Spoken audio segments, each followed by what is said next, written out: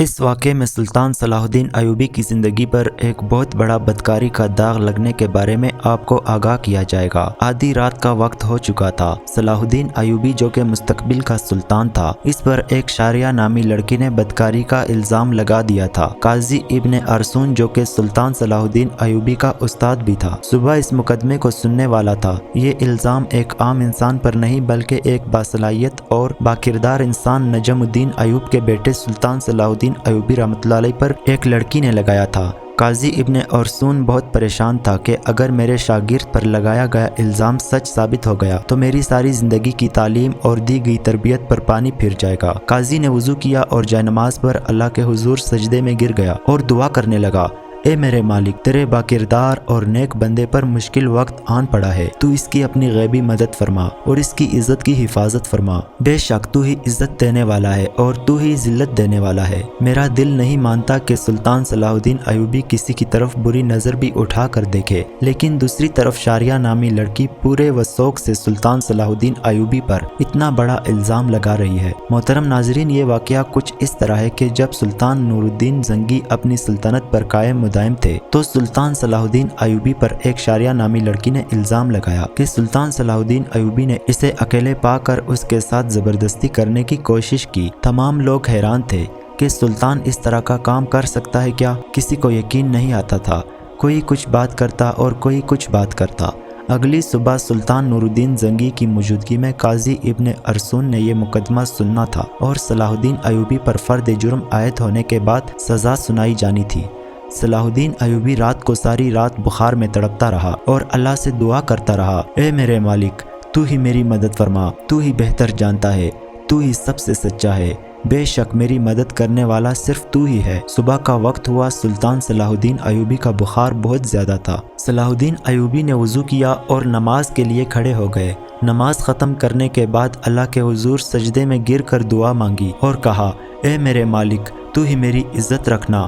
وہ دن نجم الدین ایوب خاندان کے لیے بہت ہی عجیب دن تھا۔ لوگ بڑی بے تابی سے اس لمحے کا انتظار کر رہے تھے کہ جب سلطان نور الدین زنگی کی موجودگی میں قاضی ابن ارسون اس مقدمے کو سنیں گے اور سلطان صلاح الدین ایوبی کے ساتھ کیا ہونے والا ہے، کیونکہ اس وقت بھی کچھ لوگ نور الدین زنگی کے خلاف تھے جبکہ کچھ لوگ نور الدین زنگی کے ساتھ تھے، اس لیے لوگوں کے ذہن میں مختلف سوالات تھے۔ سورج طلوع ہو چکا تھا۔ سلطان نور الدین زنگی اپنے دربار میں آ چکا تھا اور اس کے بائیں جانب قاضی ابن ارسون کا تخت تھا اور نیچے صلاح الدین ایوبی ہاتھ باندھے کھڑا تھا۔ تھوڑی دیر کے بعد قاضی نے فرد جرم پڑھ کر سنایا اور فرد جرم پڑھنے کے بعد قاضی سلطان صلاح الدین ایوبی سے مخاطب ہوا اور کہا کہ تمہیں اپنی صفائی میں بولنے کا پورا حق ہے۔ قاضی کی بات ختم ہوتے ہی سلطان صلاح الدین ایوبی رحمۃ اللہ علیہ نے قاضی سے مخاطب ہوتے ہوئے کہا، قاضی صاحب، جس لڑکی کو میں نے دیکھا تک نہیں، اس کے ساتھ کچھ برا کرنے کے بارے میں سوچ بھی کیسے سکتا ہوں؟ یہ سنتے ہی قاضی صاحب نے حکم دیا کہ شاریہ نامی لڑکی کو حاضر کیا جائے۔ جب وہ لڑکی دربار میں حاضر ہوئی تو لوگوں کی حیرت کی انتہا نہ رہی، کیونکہ اس لڑکی کا سارا جسم ڈانپا ہوا تھا اور صرف آنکھیں وہ بھی بڑی مشکل سے دکھائی دے رہی تھی۔ صلاح الدین ایوبی سمجھ نہیں پا رہا تھا کہ جس لڑکی کو میں نے دیکھا تک نہیں، وہ مجھ پر اتنا گھنونا الزام کیوں لگا رہی ہے؟ مجھ سے آخر ایسی کون سی غلطی سرزد ہو گئی جو اس لڑکی نے مجھ پر اتنا بڑا الزام لگا دیا؟ قاضی ارسون شاریہ نامی لڑکی سے مخاطب ہوا اور پوچھا، بتاؤ صلاح الدین ایوبی نے تمہارے ساتھ کیا کیا؟ تو اس لڑکی نے کہا کہ میں اپنا بیان پہلے دے چکی ہوں، مزید ایسی باتیں کر کے میں اپنی مزید عزت خوار نہیں کروا سکتی۔ بخار زیادہ ہونے کی وجہ سے صلاح الدین ایوبی کا چہرہ زرد ہو رہا تھا اور ہاتھ کانپ رہے تھے، زبان پر بھی لرزہ طاری تھا۔ دیکھ کر مجموعے کو یہ لگ رہا تھا کہ صلاح الدین ایوبی بے قصور نہیں ہے۔ سلطان نور الدین زنگی بڑے غور سے یہ سارا منظر دیکھ رہا تھا۔ پورے دربار میں سناٹا چھایا ہوا تھا۔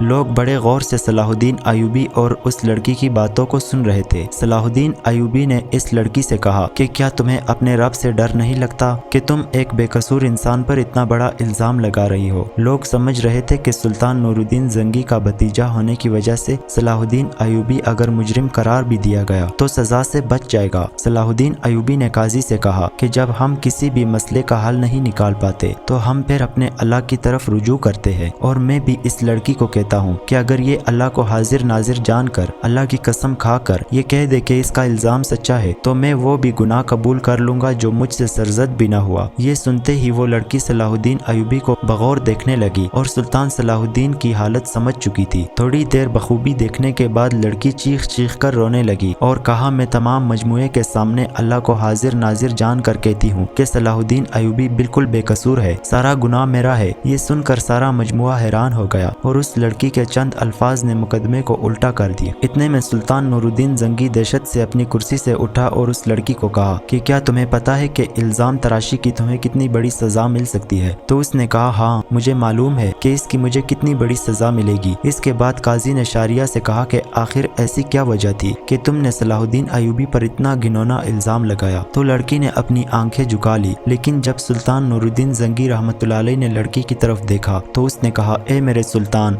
मैं जानती हूँ कि मुझसे बहुत बड़ा गुनाह हो गया है, शायद जिसकी तलाफी भी नामुमकिन है, क्योंकि जो दाग सलाहुद्दीन अयूबी के किरदार पर लगा वो शायद मैं चाहते हुए भी ना मिटा सकूं, लेकिन ये सब काम करने के लिए मैं मजबूर थी। सुल्तान नूरुद्दीन जंगी ने पूछा कि बताओ तुम्हें इस काम के लिए किसने मजबूर किया? तो शारिया नामी लड़की ने अमीर इब्ने मरकूम की तरफ इशारा करते हुए कहा कि इस आली मर्द अमीर ने मुझे ये सब करने के लिए मजबूर किया। ये सब सुनते ही तमाम दरबारी अमीर इब्ने मरकूम की मलालत और गुस्सा की नजरों से देखने लगे। अमीर इब्ने मरकूम अपनी जगह से उठा और बड़े दबदबे के साथ कहने लगा, ये लड़की झूठ बोल रही है, मैं भी सलाहुद्दीन की तरह इसको जानता तक नहीं। नूरुद्दीन जंगी ने कहा कि कल मालूम हो जाएगा कि कौन बेगुनाह है और कौन गुनहगार। इसके बाद सुल्तान नूरुद्दीन जंगी ने शारिया नामी लड़की को अपने कमरे में बुलाया और पूछा कि बताओ असल माजरा क्या है? लड़की ने कहा कि एक जंग में मेरे माँ बाप मारे गए थे और मैं इस जालिम अमीर इब्ने मरकूम के हाथ लग गई। ये मुझ पर बे इंतहा जुल्म करता था,